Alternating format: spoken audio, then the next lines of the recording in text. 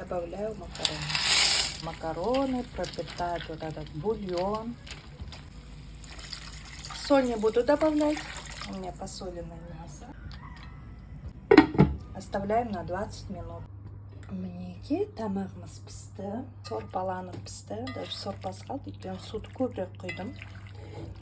Құрғақтау қылғыларыңыз келсе, аз қосасыз. Вот такая вкуснятина.